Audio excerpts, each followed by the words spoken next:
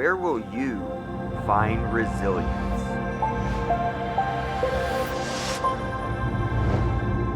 REdeploy.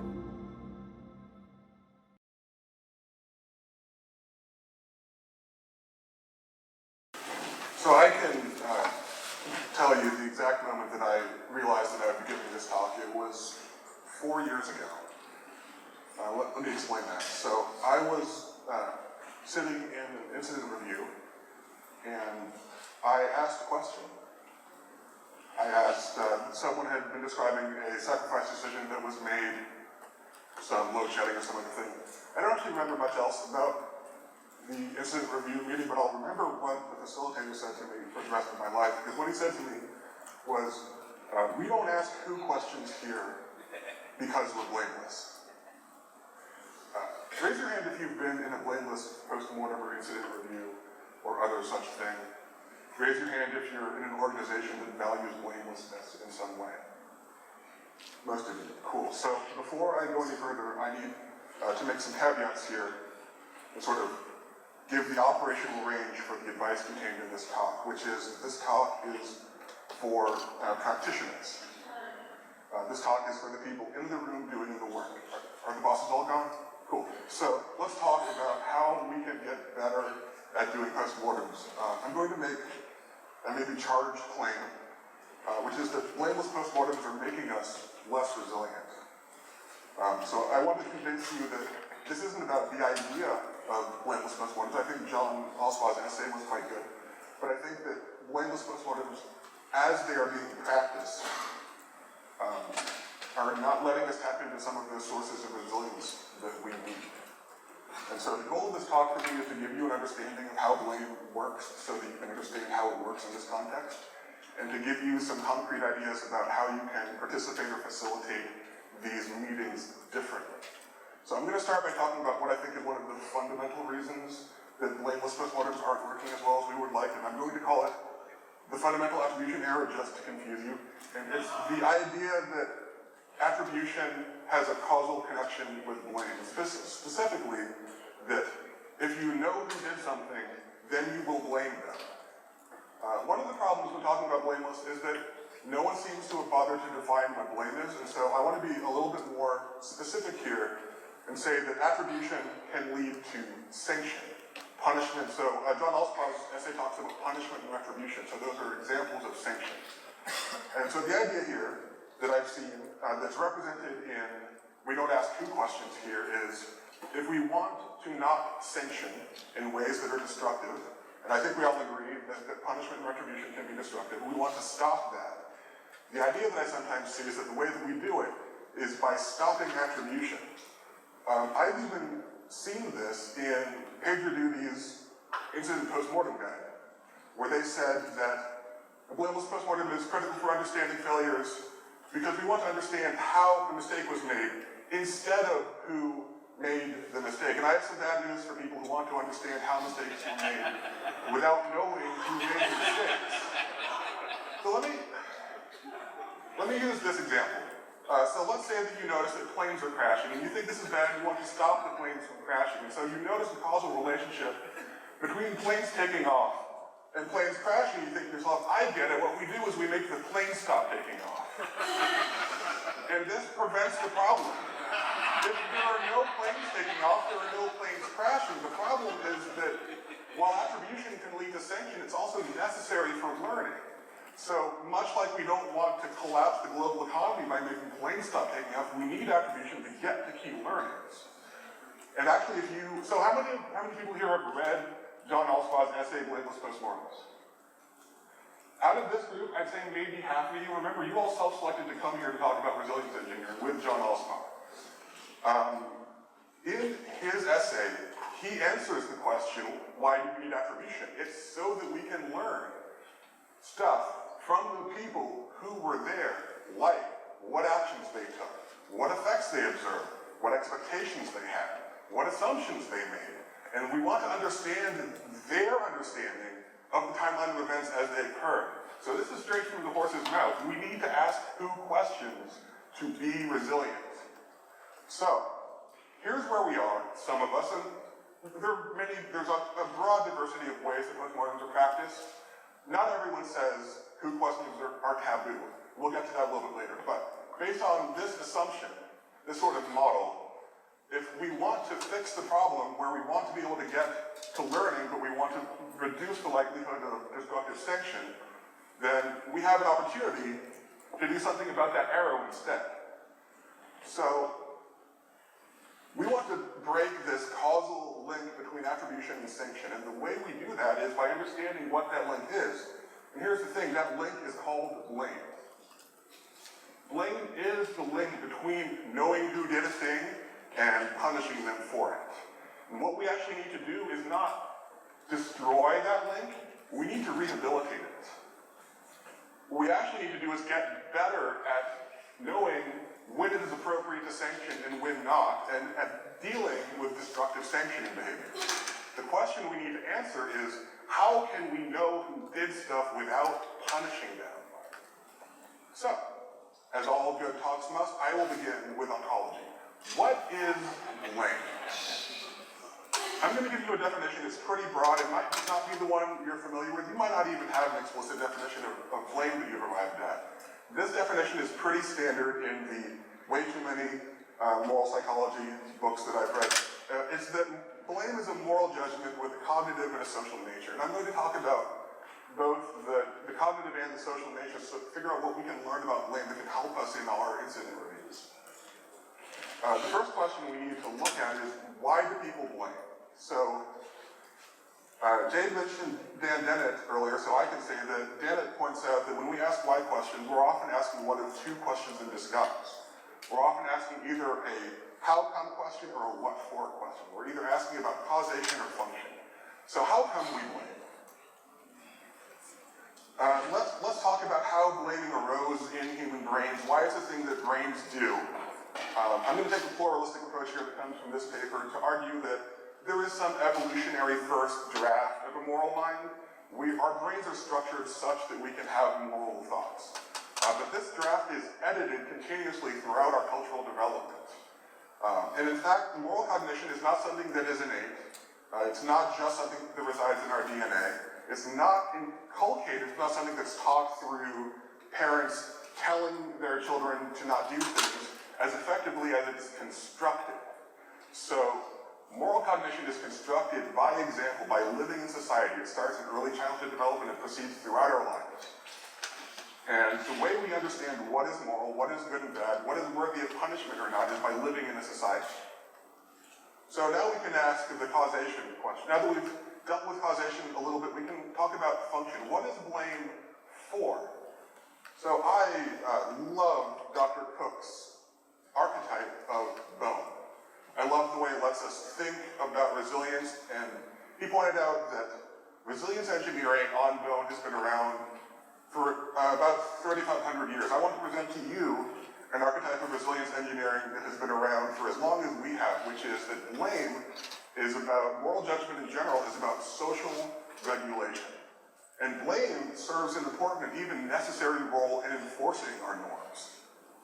So the general way that this works is that we learn norms through this process of construction as we grow up, as we participate in our communities, and this allows us to make moral judgments. These moral judgments are the foundation on which we make specific moral decisions, and these moral decisions lead to some moral communication with other people. This moral communication then has a regulating effect on the future behavior of the society. So, the interesting thing here, the thing that's going to be relevant later, is that when people over-sanction, when people punish people without warrant or the punishments are too severe, one of the ways that we regulate that norm-violating behavior is with the process of blame and sanction. So blame actually regulates blame. So let's talk more concretely about how we blame. I'm going to start cognitively. So how do we blame? What happens in our brains when we say that something is wrong and we want to sanction someone? So generally, let's start at the very broadest scope. There's a flux of stuff happening, and we perceive these as events. And as we perceive these as events, brain stuff happens. That's the technical term. And after this brain stuff happens, it leads to behavior. So notice that the stream of events and the behavior are both available to the public. but the brain stuff is private. If we try to tease out what are the pieces of this brain stuff, it starts to look something like this. We observe a negative event. We have some evaluative judgment that there's an event we don't like. We don't like it because there are various reasons why we might not like it. One of the more common ones is that it violates a social norm, it causes a harm, something like that. So the negative event leads to brain stuff. The brain stuff leads to warrant. Warrant is the justification that we are able to provide on demand for why we blame someone. Given a sufficient warrant, like a cop needs to knock down the door, supposedly, given a sufficient warrant, I can then be justified in imposing a sanction. And the warrant is graded. We will, depending on the thing we observe in our cognition, we will have finely tuned both warrants and sanctions to be appropriate to our understanding of what makes sense in our society. And one of the ways we do that is by thinking about whether someone else would blame us if we acted this way. One of the questions here is how the brain stuff works. And I'm mad that I'm the second person to have Hume's slide, because one of the original problems in moral philosophy is whether moral cognition, moral judgment is rational or based on our passions. So I'm going to talk about analytic models first.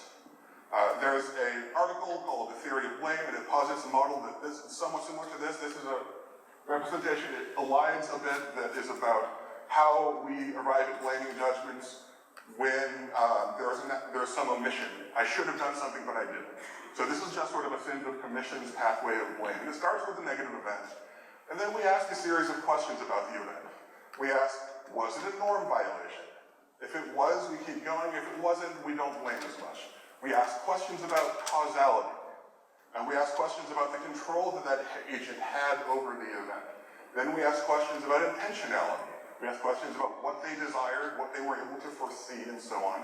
And then we ask questions about what are the reasons that they had for doing what they did. Maybe they can get through all these other steps. I didn't intend for this to happen, but I have a justification. We take that into account. All of these combine to what looks like a yes or no decision here, but is really a finely graded range of warrants and sanctions that we can apply, and sometimes it's not so much that we don't blame, it's more that we just decide that it's not worth sanctioning. So the main issue with this model is that it's completely wrong and brains don't work this way. One of the reasons that brains don't work this way is that the studies that try to demonstrate this model prime their subject by asking them to think about their decisions, to think about their moral judgment. This primes them to take an analytic or deliberative mode to analyze the problem. The other problem is that we know from cognitive science, from joint cognitive systems, that it's very difficult to confine any sort of cognition to discrete boxes. Brains, we've known this since the strong AI failure, brains don't work like information processing systems with gates and control flow. So we need to move on to an alternative. These alternatives come from what are called intuitive models.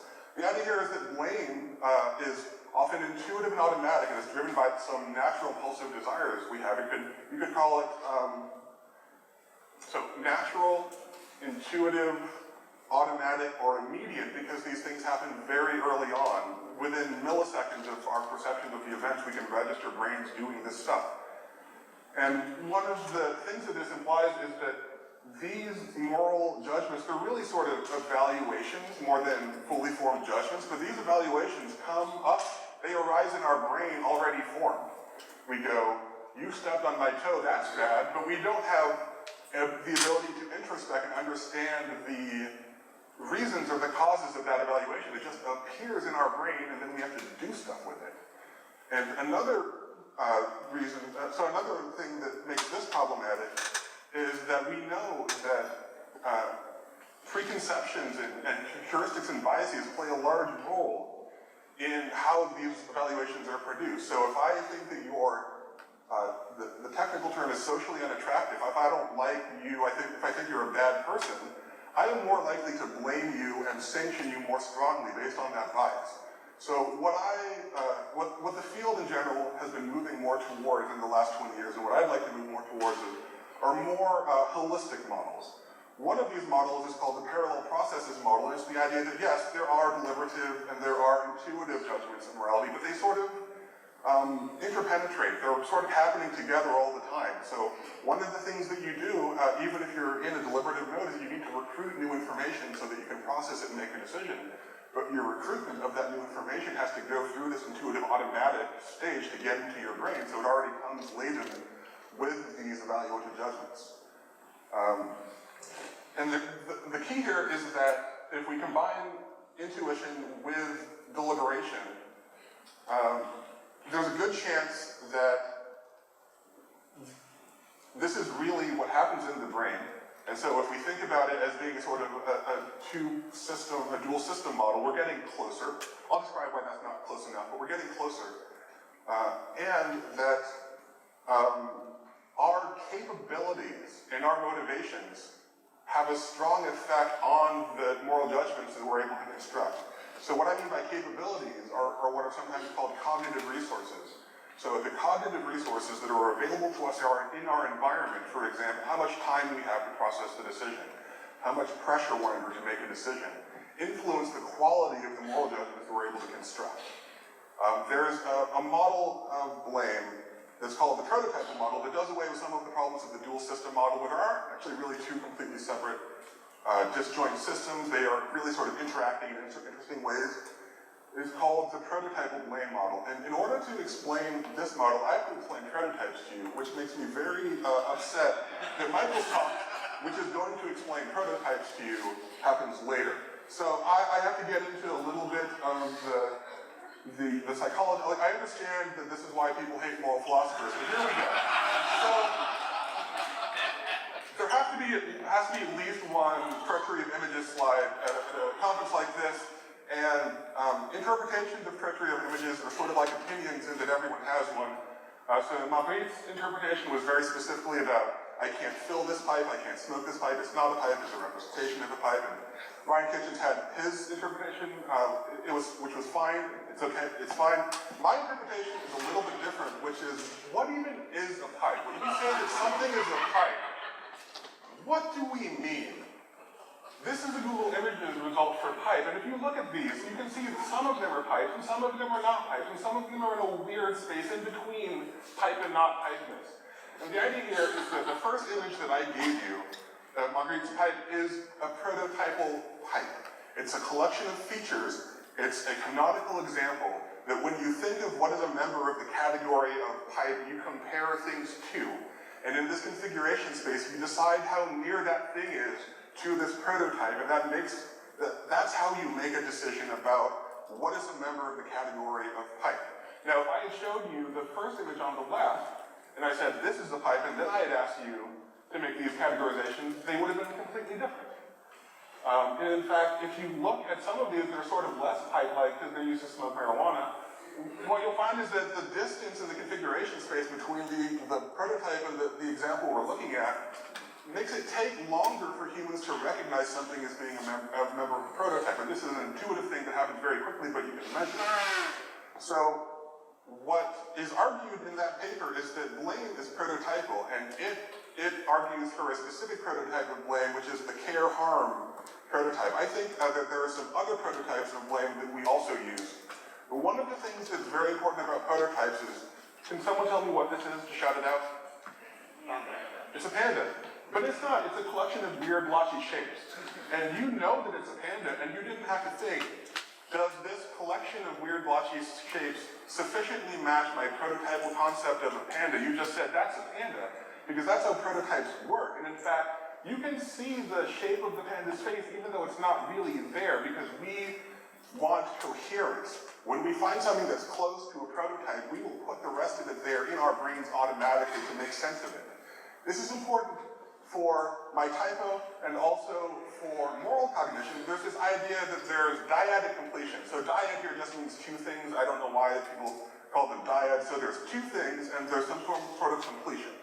And the completion they propose here based on the harm prototype is that there's a victim and a villain. And when you see a victim, if you don't see a villain, your brain will complete the picture for you and provide one. So we see this, for example, when people blame Obama for the hurricane, even though Obama wasn't president during the hurricane, and people blame gay people for hurricanes, even though I'm pretty sure that they're not actually related.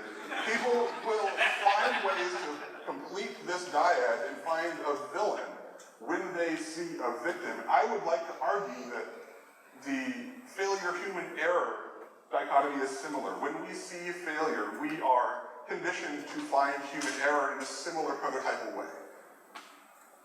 So that's something we can use to help figure out how to deal with human error, but there's some more things we should know about moral cognition that will help us figure out how to change how we behave and how we deal with blame. One of them that's very important to us is that moral cognition is not special. There's no special moral cognition organ in the side of the brain here that does the moral cognition. Moral cognition is just an instance of general modes of cognitive processing. And we've been talking a lot about extended cognition here. Moral cognition, just like other forms of cognition, is both embedded and embodied. So to describe what I mean by that, you've already been introduced to Herbert Simon, who is a Nobel Prize-winning economist. He has a parable about an ant. And what he says is that as we watch an ant traverse around the jungle, let's say, and we watch it climb over a log, climb up and down the branches of a tree and so on, and we look at the geometry of its path, it looks quite complex to us. But what Simon asked was, does this complexity inhere in the ant, or is it a result of the ant's participation in the environment? So Simon's solution to the problem was that the environment is external to the ant and it can be discarded in an analysis of the ant's cognition. And I would like to humbly suggest that this Nobel laureate is exactly wrong here. And I can say this with some authority because John Allspaw wrote an essay called Mind, Embodied, and Embedded, where he said that this is exactly wrong. What we actually need to do to understand cognition is expand our concept of the mind to include not just brain stuff or body stuff, but brain and body and environment. And in fact, they're not separate things, there's just one big thing we have to understand. And this shows up in research about moral cognition where people say that we should survey the landscape. They use very visceral ways to describe this. That we should survey the landscape and acknowledge the complex terrain of social life. And the idea that maybe inhabiting and having to move through this complex terrain in some way is influencing our behavior, the ways we form moral judgments. There's one more broad concept that I want to introduce here, which is this idea of cognitive continuity, which is this idea that our brain doesn't proceed to have discrete thoughts. Our mind is continuously moving through a sort of configuration state of mental spaces, or configuration space of mental states. And there are some mental states that are more attractive. There's sort of a gravity towards holding certain mental states. But our mind is just constantly and fluidly traversing this space. And so when we go back and we ask, how does blame work? We actually have to expand the box a little bit and say that, okay, there's a stream of events, and then some stuff happens. We're kind of back at the brain stuff position, but we can be a little bit more accurate and we can call it social cognition. And we can look at some of the ways we can categorize social cognition. So at the very bottom, there's, I know that you're a person. I can recognize you as an agent. I can detect with very limited accuracy your intentionality when you do things. I can use gaze following and face processing to try to figure out if you're lying to me when you give me the reasons for what you did. And at the very top, we have things like trait inference, where we sort of figure out in general, what kind of a person is this? And so this idea that what we do when we engage in blame is we recruit a bunch of different social processes that have structure both in time and in the sort of levels of cognition that we like to think of in our brains. So some of these are more immediate and early, and some of them are later. And the ones that are later, once an evaluation arises in our mind, can condition that evaluation and turn it into a fully formed blaming judgment. So I haven't yet addressed one of the really problematic parts about blame and sanction and punishment is that it's often what is sometimes called irrational. The punishment doesn't always fit the crime. This paper talks about a particular form of irrational blame, which is not only this first order emotion and feeling that we have towards the blamer, but also a second order feeling of entitlement, a feeling that our feelings are justified and that we're self-righteous in punishing the offender. So this can lead to a number of incongruent behaviors. And to explain incongruence, I'm going to have to go on a little bit of from Virginia Satir, who was a family therapist. And she uses a metaphor that I love and I'll share with you. Imagine that there's this giant fountain. And as we want the water in the fountain to get where it needs to go at the right time and the right pressure to achieve these effects, the fountain as a system is constructed of all of these pipes and valves and jets and nozzles. And what we want is for the water to flow freely through the fountain to get where it needs to go to have the effect we want it to have. And what happens when the fountain's pipes are corroded or the nozzles or the valves don't open when they're supposed to or the jets don't work right is that pressure builds up in weird places and the thing the fountain's supposed to do it doesn't quite do. The water spurts in places it's not supposed to go. And this is what she thinks of as incongruence. Some people may think of incongruence as being a sort of like the words don't match, the facial expression doesn't match the body language. She views this as a manifestation. This is incongruence, but it's this physical manifestation comes from a deeper place of incongruence where we're not behaving the way we think we want to, or we're not able to put our energy into the places where we want it to go. And blame often shows up as an incongruent coping stance where we want to express ourselves but we can't do it congruently. We want to express hurt or anger or some other thing, and so what we choose, the options that we feel is available to us to express ourselves is blame. And so to the extent that blame is incongruent, one thing we can do is focus on incongruence and try to understand how to cope with it better. So incongruence comes from, in part, these societal rules that we have. And societal rules are a combination of personal and social and implicit and explicit. So we have these explicit, socially communicated rules, and we have these implicit rules where you know you got it wrong, where you do the thing and then they punish you, but no one told you it was wrong. So much like the envelope of failure in the systems we work in, there's an envelope of failure in the social norms and rules where you have to transgress it to know that you've gone too far. There are also personal and explicit rules that we live by, but there are also personal and implicit rules that are sort of submerged and difficult for us to uncover. She calls these survival rules. And we can't talk about who did what is an example of a survival rule. And the rule is there because it's adaptive, it protects us. If we're in an environment where asking who questions gets someone punished, we should stop doing it. But what we should ask instead is, how do we move to a place where we no longer need the survival rule? And if you want to examine the rules that you use that sort of govern your life and give you the possibility to do certain things, there's an experiment that you can conduct either with yourself or with a group that you can facilitate where you ask these questions, you try to get some answers, you ask, what can you say about what you're seeing and hearing? To whom can you say it? How do you go about agreeing or disagreeing or disapproving? And then how can you question or can you question when you don't understand?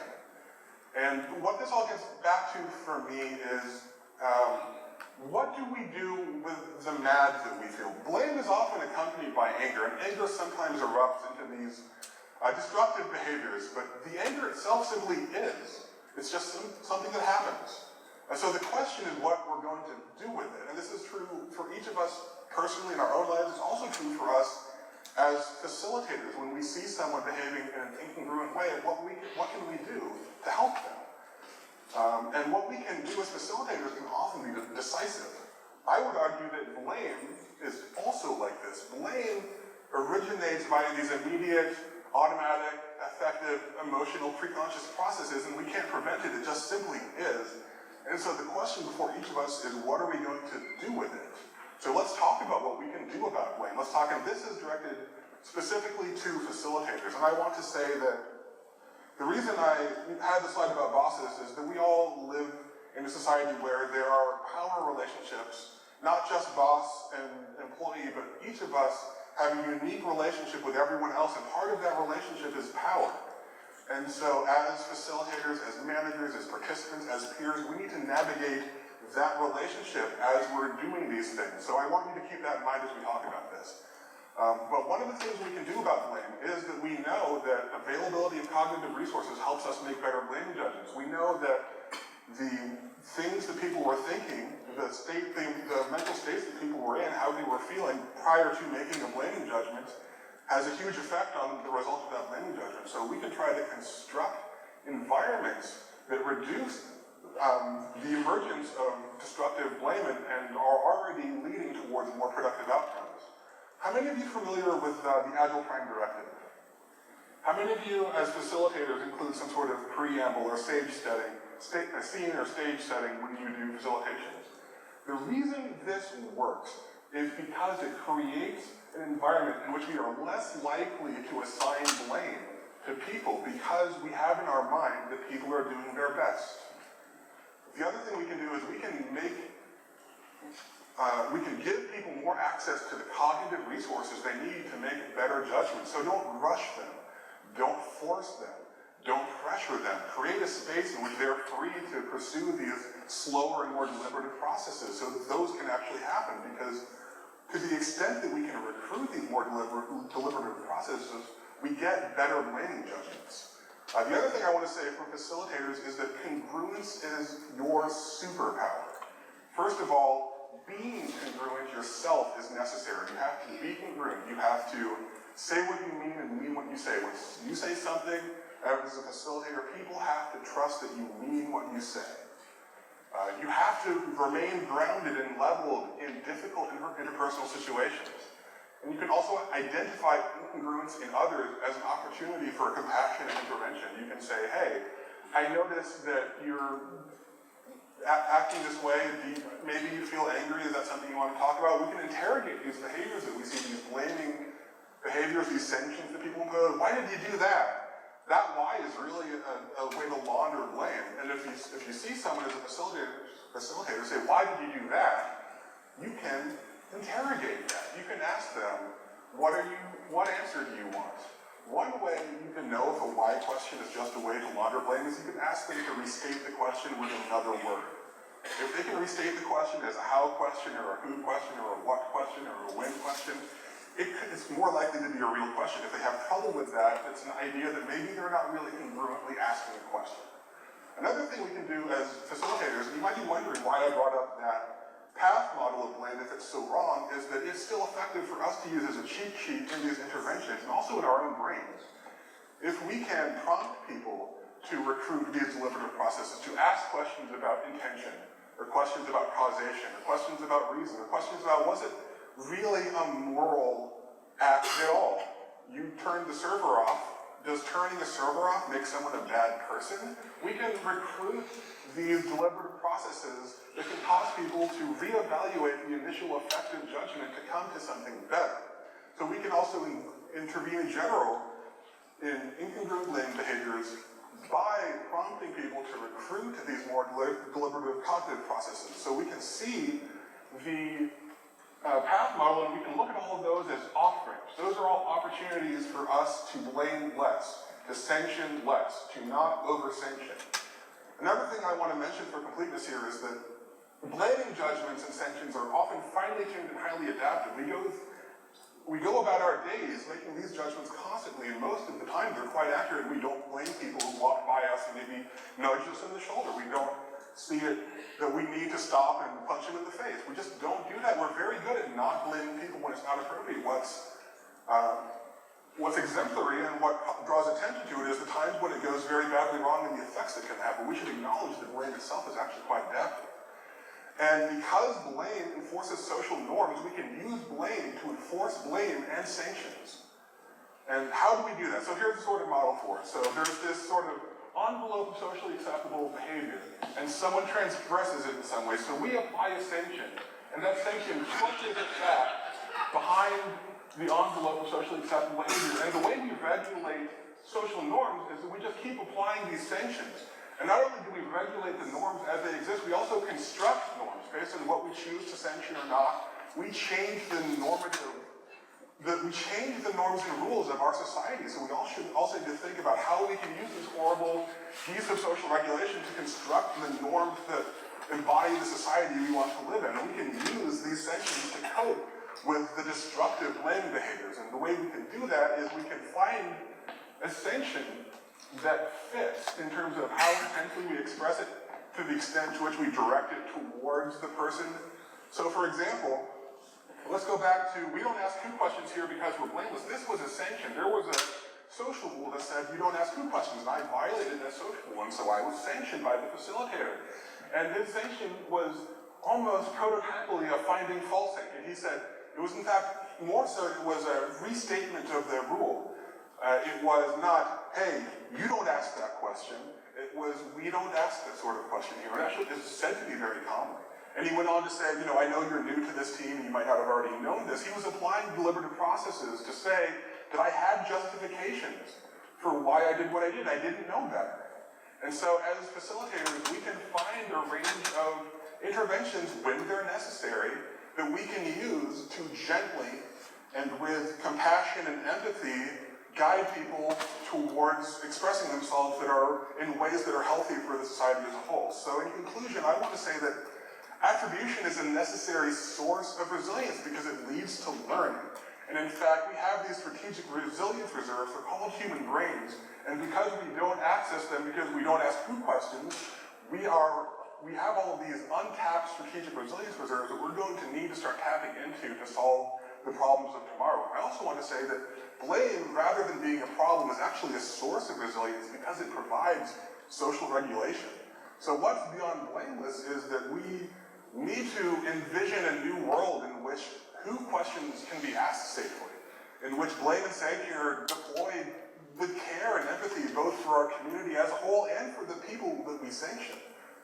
And we need to learn as participants and practitioners and facilitators how we can build this world together and discover these and other ways to support people who all have to operate within this world and learn how to behave.